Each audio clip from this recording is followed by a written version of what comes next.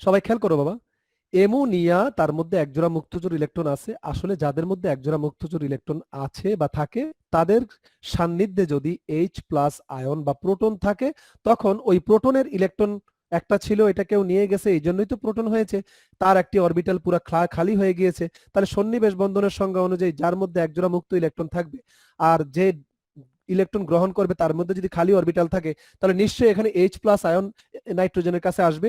এবং বাবা সেখানে অ্যামোনিয়াম আয়ন NH4, আগে ছিল 3টা হাইড্রোজেন, এখন আরো একটা হাইড্রোজেন এসে সন্নিবেশ বন্ধনে যুক্ত হইয়া NH4 হয়েছে, কিন্তু নাইট্রোজেন হাইড্রোজেন প্লাসকে ইলেকট্রন দেওয়ার কারণে ধনাত্মক চার্জটা কিন্তু নাইট্রোজেনের উপর চলে আসছে। তাহলে এটা কিন্তু বাবা অ্যামোনিয়াম আয়ন। তাহলে অ্যামোনিয়া থেকে অ্যামোনিয়াম আয়ন সৃষ্টি হলো কিভাবে? একটি প্রোটনকে গ্রহণ করার কারণে। প্রোটনীয় মতবাদ অনুযায়ী, ব্রোনস্টেড লাউরি মতবাদ অনুযায়ী, প্রোটনীয় মতবাদ বা ব্রোনস্টেড লাউরি মতবাদ অনুযায়ী যারা প্রোটনকে গ্রহণ করতে পারে, H+ আয়নকে গ্রহণ করতে পারে, অথবা লুইস মতবাদ অনুযায়ী যারা ইলেকট্রন দান করতে পারে, দেখো তো এখানে নাইট্রোজেন কিন্তু H+ কে ইলেকট্রন দান করেছে, তাহলে লুইস মতবাদ অনুযায়ী কিন্তু যারা ইলেকট্রন দান করে তারা হচ্ছে ক্ষারক।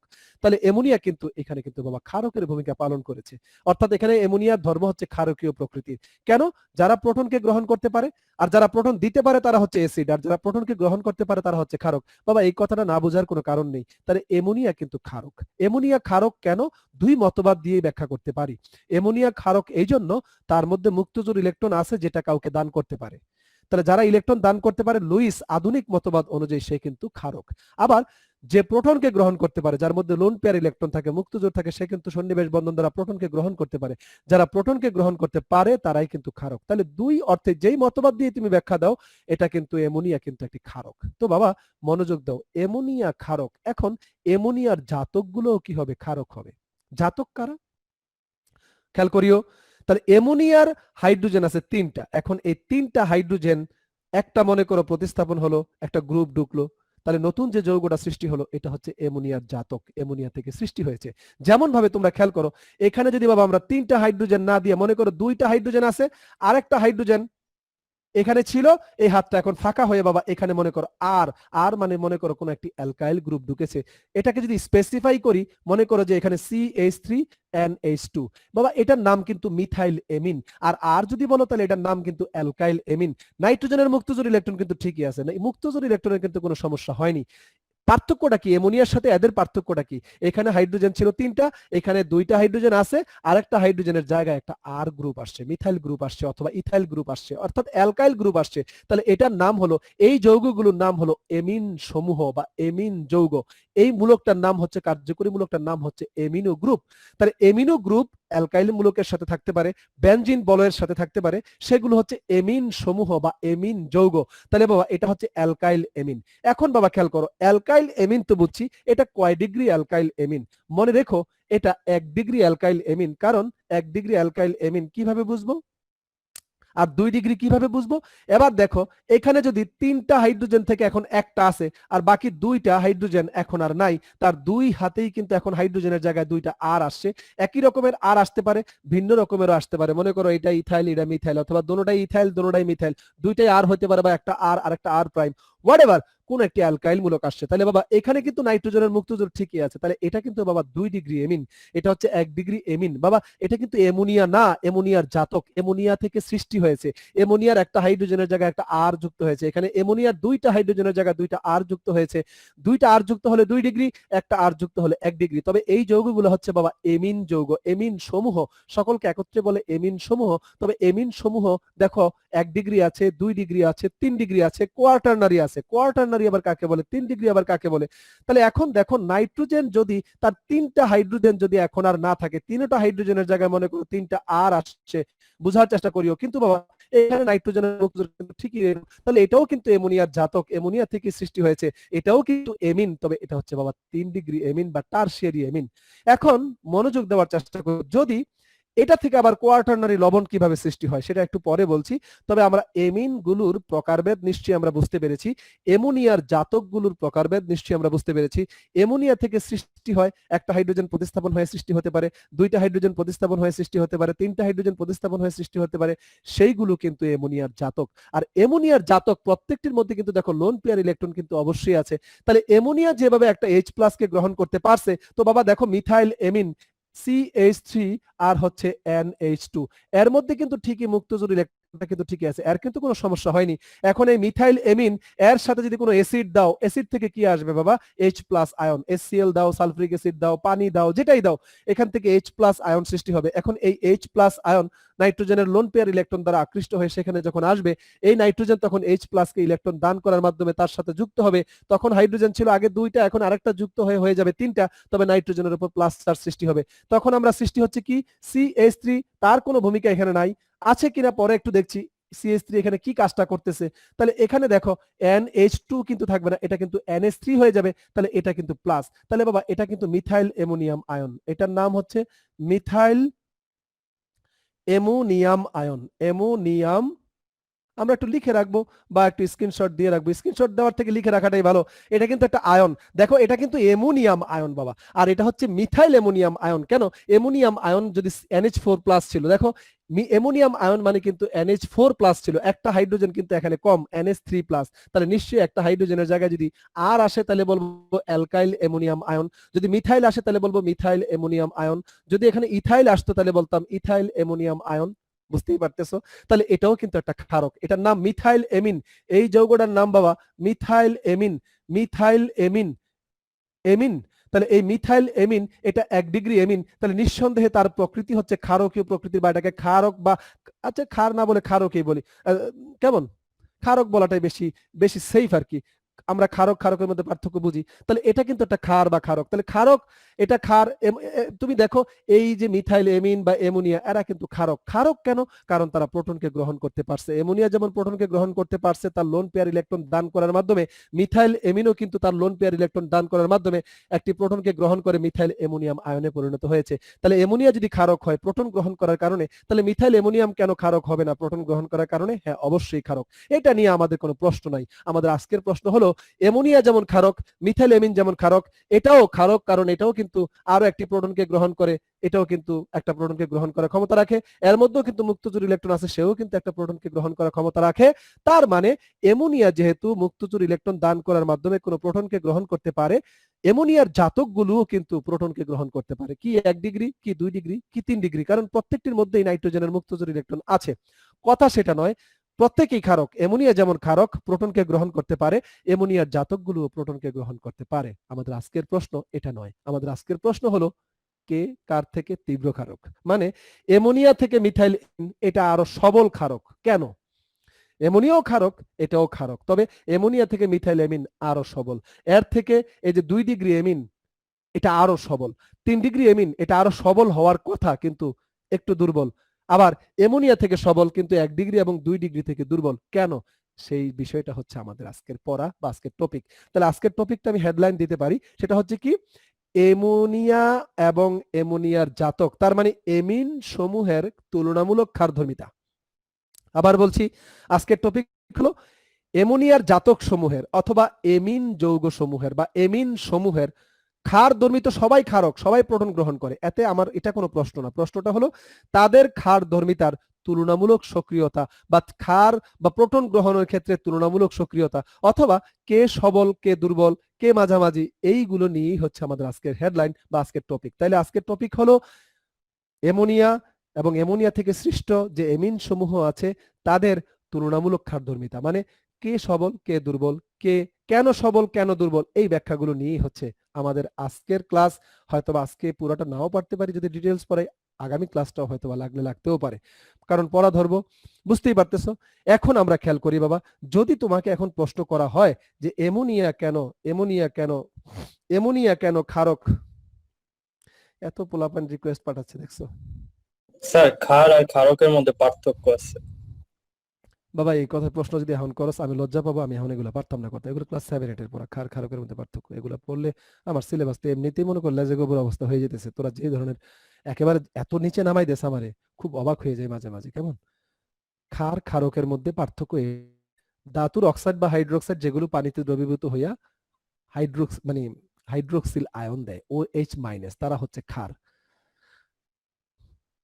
আর ক্ষারক অক্সাইড বা হাইড্রোক্সাইড হাইড্রোক্সিল আয়ন দিল কি না দিল এটা কোনো ব্যাপার না, কিন্তু অ্যাসিডের সাথে বিক্রিয়া করিয়া লবণ ও পানি তৈরি করবে, তারা হচ্ছে ক্ষারক। তো সকল ধাতুর অক্সাইড বা হাইড্রোক্সাইড পানিতে দ্রবণীয় নয় এবং হাইড্রোক্সিল আয়ন সৃষ্টি করে না, এগুলো আগের পড়া বাবা, এখন এগুলো আমি তাহলে খেয়াল করি আমরা আমাদের এমোনিয়া অবশ্যই ক্ষারক, সে প্রোটনকে গ্রহণ করতে পারে। মিথাইল এমিন অবশ্যই সে ক্ষারক, সেও প্রোটনকে গ্রহণ করতে পারে। কথা হলো প্রশ্ন এইভাবে আসতে পারে, কয়েকভাবে আসতে পারে। কিভাবে? প্রশ্নগুলো এখন আমি বাবা একটু লিখে দেই, এবং প্রশ্নগুলো মনে রাখলে আমাদের কাজগুলো খুব সহজ হয়ে যাবে। একটু খেয়াল করো, এইভাবেও আসতে পারে। প্রশ্নটার দিকে খেয়াল করো যে এমোনিয়া অপেক্ষা, এমোনিয়া মানে NH3 অপেক্ষা মিথাইল এমিন CH3NH2, এটা কিন্তু অ্যামোনিয়া ছিল, একটা হাইড্রোজেনের জায়গায় একটা মিথাইল আসছে, একটা আর অথবা এটা না থেকে এটাও আসতে পারে। 1 ডিগ্রি এমিন বাবা, মিথাইল না থেকে এটাও থাকতে পারে যে অ্যামোনিয়া অপেক্ষা এই মিথাইল এমিন অথবা 1 ডিগ্রি এমিন অধিক সবল ক্ষারক কেন, বা সবল ক্ষারক কেন, এত অপেক্ষা এত সবল ক্ষারক কেন, সবল ক্ষারক কেন, এই একটা প্রশ্ন খেয়াল করিও। তার মানে অ্যামোনিয়া অপেক্ষা 1 ডিগ্রি এমিন অধিক সবল। 2, প্রশ্ন করতে পারে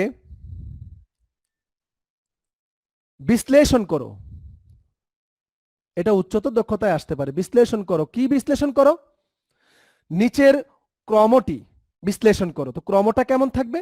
যেমন দেখো 2 ডিগ্রি এমিন R2NH, এটা হচ্ছে 2 ডিগ্রি এমিন। কেন? একটু আগে দেখাইছিলাম যে N এর সাথে 2 দিকে যদি R থাকে এটা হচ্ছে 2 ডিগ্রি, তাহলে R2NH, এটাই হচ্ছে R2NH। 2 ডিগ্রি এমিনের ক্ষারকত্ব সবচেয়ে বেশি, তারপরে হচ্ছে 1 ডিগ্রি RNH2, এরপরে হচ্ছে 3 ডিগ্রি R3N, এরপরে সবচেয়ে দুর্বল হচ্ছে অ্যামোনিয়া। মানে অ্যামোনিয়াও প্রোটন গ্রহণ করতে পারে, এও প্রোটন গ্রহণ করতে পারে, এও প্রোটন গ্রহণ করতে পারে, এও প্রোটন গ্রহণ করতে পারে, কিন্তু সঠিক ক্রমটা অর্থাৎ কার তীব্রতা সবচেয়ে বেশি 2 ডিগ্রির, দেখো ক্রমটা কিন্তু একটু একটু ডিসক্রিমিনেশন আছে, একটু অসামঞ্জস্যতা আছে। যদি এমন হতো 3 ডিগ্রি সবচেয়ে অধিক সক্রিয়, তারপরে 2 ডিগ্রি, তারপরে 1 ডিগ্রি, কেমন যেন একটা বিষয়টা সুন্দর লাগতো, কিন্তু আসলে কিন্তু এখানে খুব সুন্দর একটা ব্যতিক্রম হচ্ছে। সবচেয়ে অধিক তীব্র ক্ষারক, সবচেয়ে সহজে প্রোটনকে যে গ্রহণ করতে পারে সে হচ্ছে অধিক তীব্র ক্ষারক। তাহলে সবচেয়ে সহজে প্রোটনকে গ্রহণ করতে পারে হলো 2 ডিগ্রি। কেন? ব্যাখ্যাটা যাচ্ছে একটু পরে। এরপরে সহজ মানে ইজিলি পারে 2 ডিগ্রির পরে সবল ক্ষারক পারে হচ্ছে 1 ডিগ্রি, সবচেয়ে কম পারে অ্যামোনিয়া।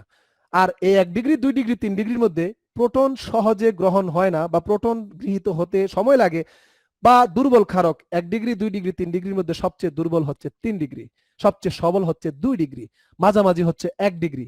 আর অ্যামোনিয়া হচ্ছে এদের মধ্যে যতগুলো অ্যামোনিয়া এবং অ্যামোনিয়া জাতক আছে এর মধ্যে সবচেয়ে দুর্বল ক্ষারক হচ্ছে অ্যামোনিয়া। এই কারণগুলো আমরা এখন ব্যাখ্যা দিব, 2-3টা কারণ আমরা উল্লেখ করতে পারি, দেখি কয়টা কারণ আজকে আলোচনা করতে পারি। তাহলে আমরা প্রশ্নটা একটু লিখে নেই বাবা। এটা উচ্চতর দক্ষতায় আসতে পারে, হায়ার অর্ডার, বিশ্লেষণ করা, তুলনামূলক আলোচনা করা, ক্ষারকত্বের তীব্রতার। আর অনুধাবনে যদি আসে, অনুধাবনে এভাবে আসতে পারে অ্যামোনিয়া অপেক্ষা মিথাইল এমিন সবল ক্ষারক কেন। আরো একটি প্রশ্ন একটু লিখে রাখো যে অ্যামোনিয়া অপেক্ষা NH3 অপেক্ষা, এটাও খুব বেশি বেশি আসে, অ্যামোনিয়া অপেক্ষা ফিনাইল এমিন, ফিনাইল এমিন মানে হচ্ছে বাবা এনিলিন, মানে এখানে NH3-র একটা হাইড্রোজেন একটা বেনজিন বলো একটা ফিনাইল মূলক দ্বারা প্রতিস্থাপন হবে, এর মধ্যেও কিন্তু মুক্তজোড় ইলেকট্রন আছে, সেও কিন্তু প্রোটনকে গ্রহণ, সরি NH3 লিখছি কেন, NH2, সেও কিন্তু প্রোটনকে গ্রহণ করতে পারে, এনিলিন কিন্তু প্রোটনকে গ্রহণ করতে পারে, এর নাম ফিনাইল এমিন। তাহলে বাবা এটাও কিন্তু 1 ডিগ্রি এমিন বাবা, এটা হচ্ছে অ্যারোমেটিক 1 ডিগ্রি আর এটা হচ্ছে এলিভেটিক 1 ডিগ্রি। বেনজিন বলয় যদি থাকে এমিনো গ্রুপ, এই অ্যামোনিয়ার একটা হাইড্রোজেন যদি একটি বেনজিনের বলয় দ্বারা অর্থাৎ ফিনাইল মূলক দ্বারা যদি প্রতিস্থাপন হয়, এটা একটা 1 ডিগ্রি। যেমন দেখো নাইট্রোজেনের একদিকে কার্বন আছে, যদিও 6টা কার্বন, কিন্তু 6টা তো বলয়ের কার্বন, কিন্তু একদিকে কার্বন, তাই এটা 1 ডিগ্রি। তাহলে ফিনাইল এমিন কিন্তু 1 ডিগ্রি এমিন, তবে এটা অ্যারোমেটিক 1 ডিগ্রি, আর এগুলো হচ্ছে এলিভেটিক। এলিভেটিক অ্যারোমেটিক তোমরা নিশ্চয়ই এগুলো পার্থক্য বুঝো। তাহলে এগুলো হচ্ছে এলিভেটিক 1 ডিগ্রি, এটা হচ্ছে অ্যারোমেটিক 1 ডিগ্রি। তবে অ্যামোনিয়া অপেক্ষা এনিলিন সবল নয়, দুর্বল ক্ষারক। এটা প্রায়ই কিন্তু আসে, দুর্বল ক্ষারক ব্যাখ্যা করো, দুর্বল ক্ষারক কেন। আমরা এই প্রশ্নগুলো নিয়ে আমরা আগামী আজকের ক্লাসটা এবং আগামী ক্লাসটা আছি। দুর্বল ক্ষারক কেন, লিখে রাখো প্রশ্নগুলো, তারপর একটা একটা করে সমাধান দিচ্ছি।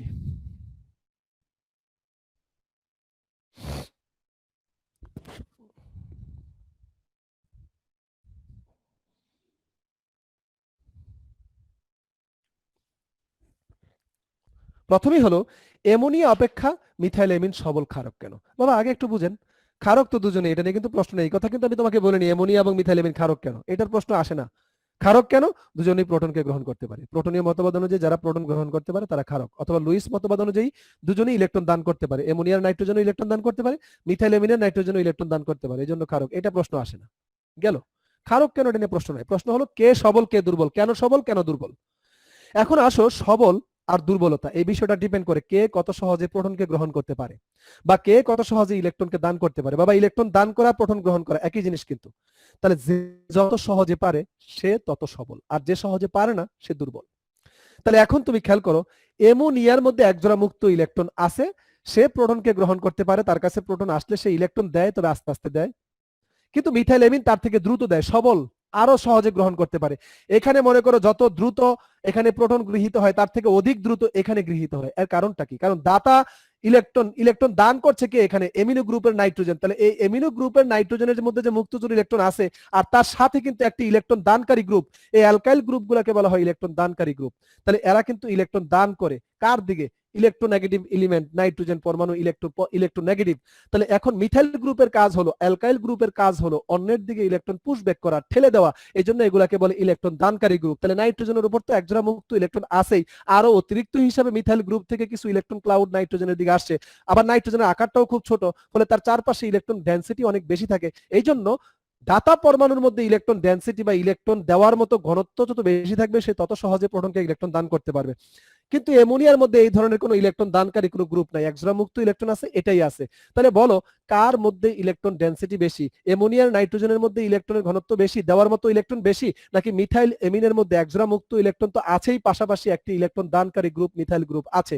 ফলে মিথাইল অ্যামিন যৌগে নাইট্রোজেন পরমাণুর উপর ইলেকট্রনের ঘনত্ব অ্যামোনিয়ার নাইট্রোজেনের ইলেকট্রনের ঘনত্ব থেকে বেশি। এই জন্য যার দাতা পরমাণুর মধ্যে ইলেকট্রনের ঘনত্ব যত বেশি হবে তার পক্ষে ইলেকট্রন দান করা সহজ হবে, প্রোটনকে গ্রহণ করা সহজ হবে। তাহলে নিশ্চয়ই অ্যামোনিয়া অপেক্ষা মিথাইল অ্যামিন প্রোটনকে ইজিলি গ্রহণ করতে পারে, কারণ হচ্ছে মিথাইল অ্যামিনের নাইট্রোজেন পরমাণুর সাথে ইলেকট্রন দানকারী গ্রুপ থাকায় এখানে দাতা পরমাণু নাইট্রোজেনের উপর ইলেকট্রনের ঘনত্ব অনেক বেশি হয় বা বৃদ্ধি পায়। এই জন্য সে সহজে ইলেকট্রন দান করে প্রোটনকে গ্রহণ করতে পারে। যে যত সহজে ইলেকট্রন দান করে প্রোটনকে গ্রহণ করতে পারে তার ক্ষারকত্ব তত বেশি। তাহলে আমাদের অ্যান্সার হয়ে গেল, এটা একটা অ্যান্সার বাবা, খেয়াল করিও। হ্যাঁ, তাহলে অ্যামোনিয়া মিথাইল অ্যামিন। আবার মিথাইল অ্যামিন বাবা এখানে যে একটা প্রোটন যদি সে গ্রহণ করে, এখানে যদি সে একটা প্রোটনকে গ্রহণ করে H+ আয়ন, তাহলে নিশ্চয়ই তুমি খেয়াল করো বাবা এখানে CH3 তারপরে হয়ে যাবে NH3+। এই নাইট্রোজেনের উপর প্লাস থাকলে কিন্তু এখানে কিন্তু এই তোমার ধনাত্মক চার্জের বিস্তারণটা কিন্তু অ্যামোনিয়াতে কিন্তু ধনাত্মক চার্জ এক জায়গায় ফিক্স থাকে, অর্থাৎ নাইট্রোজেন প্লাসের উপর ফিক্স থাকে, কিন্তু মিথাইল অ্যামিনে কিন্তু ধনাত্মক চার্জের বিস্তারণ হয়। কিভাবে হয় যদি একটু দেখাইতে পারতাম ভালো হতো, সময় যদি খুব অল্প। এখানে আমরা একটু বোঝার চেষ্টা করি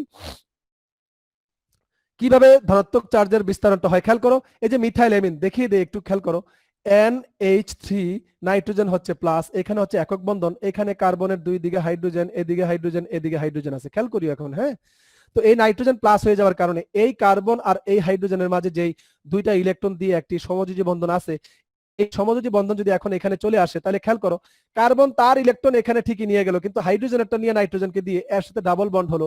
নাইট্রোজেনের এখন প্লাসটা থাকবে না, কারণ হাইড্রোজেনের ইলেকট্রনটা নাইট্রোজেন পেয়েছে, তার প্লাসটা প্রশমিত হয়ে গেছে, এখন এই হাইড্রোজেনটা হয়ে গেল প্লাস। দেখো ধনাত্মক চার্জটা আগে ছিল নাইট্রোজেনের উপর, এখন কিন্তু হাইড্রোজেন প্লাসের উপর চলে আসছে। আচ্ছা, চলে আসলো। এরপরে আবার কি হবে? এই যে এই কার্বন আর এই হাইড্রোজেনের দুইটা ইলেকট্রন দিয়ে একটা বন্ধন, এটা আবার এদের মাঝে চলে আসবে। এই দুইটা ইলেকট্রন এখন আবার এদের মাঝে চলে আসলে, হ্যাঁ, এখানে বন্ধন হয়ে যাবে, এই প্লাস চার্জটা কিন্তু আবার এই হাইড্রোজেনের উপর চলে আসবে। আবার যখন এই হাইড্রোজেন প্লাস হবে, তখন এই কার্বন আর এই হাইড্রোজেনের মাঝে যে দুইটা ইলেকট্রন দিয়ে বন্ধন হয়েছে, এটা আবার এদের মাঝে চলে আসলে এই বন্ধনটা থাকবে না, এর প্লাসটা থাকবে না, এইখানে বন্ধন হয়ে গিয়ে এটা আবার প্লাস হয়ে গেল। যখন আবার এটা প্লাস হয়ে গেল, তখন আবার এই বন্ধনটা এখানে চলে আসবে, তখন আবার এই বন্ধনটা এখানে হয়ে গেলে হাইড্রোজেন প্লাসটা হয়ে যাবে, কিন্তু বন্ধনটা থাকবে না, নাইট্রোজেন আবার প্লাস হয়ে যাবে। বাবা আমি শর্টকাট একটু খুব দ্রুত বললাম, যদিও এই বিষয়গুলো পরীক্ষা আসে না, তোমাদের জাস্ট জানার জন্য, দুই একজন স্টুডেন্ট আছো যাদের কিউরিওসিটি খুব বেশি। তাহলে আমরা দেখতে পেলাম মিথাইল অ্যামোনিয়াম আয়ন, কিন্তু অ্যামোনিয়াম আয়ন এই যে NH4+, এই প্লাসটা এক জায়গায় স্থির, এটা এরকম এরকম এই রেজোনেন্স হওয়া সম্ভব না, ইলেকট্রনের মানে ঘূর্ণন হওয়া একজনের আরেকজনের কাছে যাওয়া সম্ভব না। তাহলে ধনাত্মক চার্জের বিস্তারণ যেখানে বেশি হবে তার স্থায়িত্ব বেশি। তাহলে বলো অ্যামোনিয়াম আয়নের স্থায়িত্ব বেশি নাকি মিথাইল অ্যামোনিয়াম আয়নের স্থায়িত্ব বেশি? মিথাইল অ্যামোনিয়াম আয়নের স্থায়িত্ব বেশি। তাহলে বুঝতেই পারতেছো এর থেকে এর স্থায়িত্ব যেহেতু বেশি, তাহলে নিশ্চয়ই বিক্রিয়াটি সামনের দিকে অগ্রসর হবে, আর সামনের দিকে যত বেশি অগ্রসর হবে বাবা বুঝতেই পারতেছো বিক্রিয়ার হার তত বেশি হবে, অর্থাৎ এই বিক্রিয়াটি দ্রুত সামনের দিকে যাবে। আর দ্রুত সামনের দিকে যাওয়া মানে কি? H+ কে দ্রুত গ্রহণ করা, বেশি বেশি গ্রহণ করা এবং বেশি বেশি মিথাইল অ্যামোনিয়াম আয়ন সৃষ্টি করা। মিথাইল অ্যামোনিয়াম আয়নের স্থায়িত্ব অ্যামোনিয়াম আয়নের স্থায়িত্ব থেকে বেশি। অ্যামোনিয়াম আয়নের ধনাত্মক চার্জ এক জায়গায় ফিক্স থাকে, সঞ্চারণ নাই, কিন্তু মিথাইল অ্যামোনিয়াম আয়নের কিন্তু ধনাত্মক চার্জটা সঞ্চারণ হচ্ছে এক জায়গা থেকে আরেক জায়গায় এবং সঞ্চারণ হচ্ছে, বুঝতে পারছো? রেজোনেন্স কিন্তু এখানে হচ্ছে। তাহলে বাবা আমরা বলতে পারি অ্যামোনিয়াম, মিথাইল অ্যামোনিয়াম কেন ইজিলি এত সহজে H+ আয়নকে গ্রহণ করে? কারণ একটি স্থিতিশীল অ্যামোনিয়াম আয়ন সৃষ্টি করে। এ হচ্ছে আরেকটা কারণ। তাহলে আমরা দুইটা কারণ শিখলাম। একটা হচ্ছে ইলেকট্রনীয় ব্যাখ্যা। ইলেকট্রনীয় ব্যাখ্যা কি?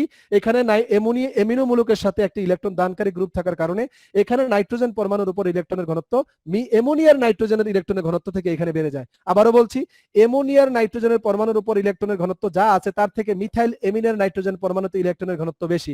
কারণ কি? এখানে একটি ইলেকট্রন দানকারী গ্রুপ, অ্যালকাইল গ্রুপগুলোকে ইলেকট্রন দানকারী গ্রুপ বলা হয়। এখানে গ্রুপ যুক্ত থাকার কারণে এখানে নাইট্রোজেনের উপর ইলেকট্রনের ঘনত্ব অনেক বেশি। আর যদি দানকারী গ্রুপ যে ইলেকট্রন দান করতে চায় তার উপর যদি ইলেকট্রনের ঘনত্ব বেশি থাকে তাহলে সে ইজিলি ইলেকট্রন দান করে প্রোটনকে গ্রহণ করতে পারে, তাহলে তার ক্ষারকত্ব বেশি হবে। এই গেল একটা কারণ, ইলেকট্রনীয় ব্যাখ্যা। আর আরেকটা হচ্ছে কি? চার্জের বিস্তারণ দ্বারা। ধনাত্মক চার্জের বিস্তারণ যেখানে বেশি হবে সেটা স্থায়িত্ব তত বেশি। আর যদি এর থেকে এই আয়নের স্থায়িত্ব বেশি হয় তাহলে নিশ্চয়ই দ্রুত একটি প্রোটনকে গ্রহণ করে স্থিতিশীল একটি আয়ন সৃষ্টি করবে। এই জন্য বিক্রিয়াটি সামনের দিকে প্রসিড হবে, অগ্রসর হবে। আর সামনের দিকে অগ্রসর হওয়া মানে কি? H+ আয়নকে গ্রহণ করা। যে যত সহজে H+ আয়নকে গ্রহণ করবে সে ক্ষারকত্ব তত তীব্র। আশা করি তোমরা এই জিনিসটা বুঝেছো। তাহলে অ্যামোনিয়া থেকে মিথাইল অ্যামিন সবল ক্ষারক। এর কারণ হচ্ছে অ্যামোনিয়া থেকে মিথাইল অ্যামিন সহজে প্রোটনকে গ্রহণ করে, আরো গ্রহণ করে, দ্রুত সময়ের মধ্যে গ্রহণ করে। এই জন্য মিথাইল অ্যামিন তীব্র ক্ষারক। মিথাইল অ্যামিন কেন সহজে প্রোটনকে গ্রহণ করতে পারে? কারণ মিথাইল অ্যামিনে অ্যামোনিয়া থেকে প্রোটন গ্রহণ করার সাধ্য কিংবা ক্ষমতা অ্যামোনিয়া থেকে বেশি। কারণ এখানে অ্যামিনো গ্রুপের সাথে দানকারী গ্রুপের সাথে যে ইলেকট্রনকে দান করে প্রোটনকে গ্রহণ করবে তার সাথে একটি ইলেকট্রন দানকারী গ্রুপ আছে, এই জন্য তার সবলতা বেশি, এই জন্য তার প্রোটনকে গ্রহণ করার এবিলিটি বেশি।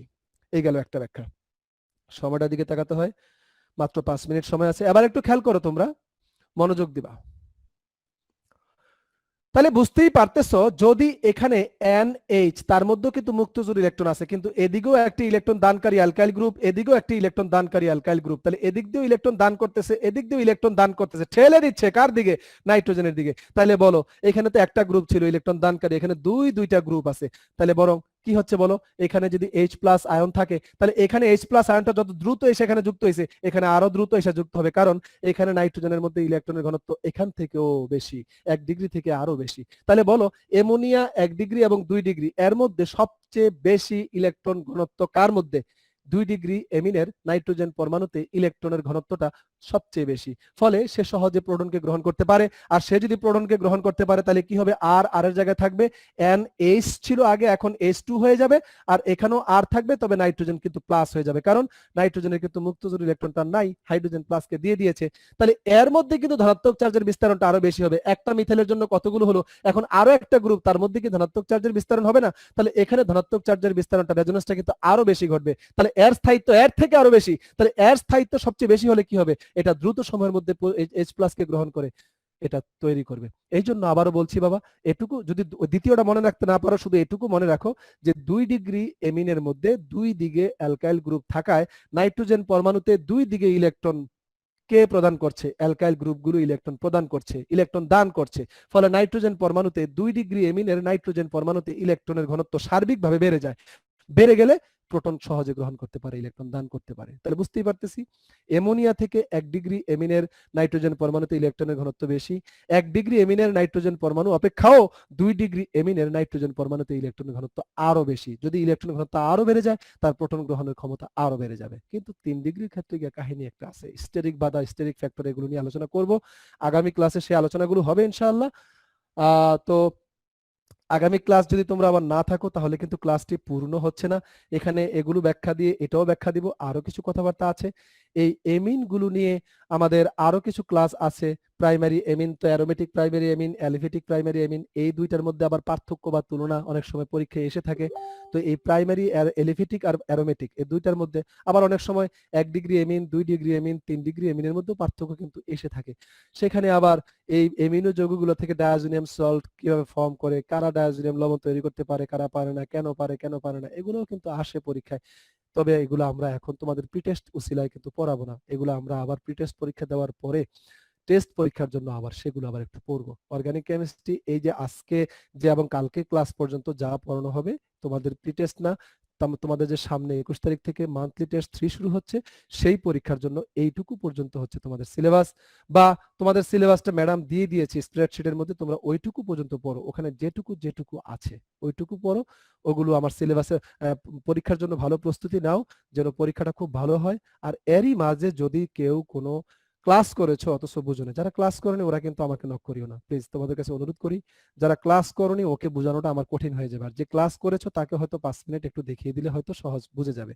তাহলে যারা ক্লাস করেছো তারপরও কোনো জিনিস বুঝো নাই, তারা অবশ্যই আমাকে নক করবা। কি ভিডিও কল দিতে পারো, চাইলে তুমি ফোন করতে পারো, মেসেঞ্জার নক করতে পারো। যদি প্রবলেম ফেস করো আমাকে অবশ্যই স্মরণ করবা। তবে পড়তে হবে বাবা, যা যা বলেছি ক্লাসের শুরুতে কোন কোনগুলো একটু রিভিশন করে বৃহস্পতিবারের ক্লাসে আমার সাথে যুক্ত হবা, সেটা কিন্তু বলে দিয়েছি, সেটা জন্য থাকে বাবা, কথাটা মনে রাখিও। এই পড়াগুলো পড়লেই আমি সম্মান পেয়ে যাব, আমাকে সম্মানিত করেছো আমি বুঝে যাব। আমাকে সম্মানিত মানে আমাকে সালাম দিয়ে শুয়ে পড়তে হবে, কদমবুসি করে মনে করো লুটুপুটু খেতে হবে, বিষয়টা কিন্তু তা না। একটা কথা বলেছি, তোমাকে একটা দায়িত্ব দিয়েছি,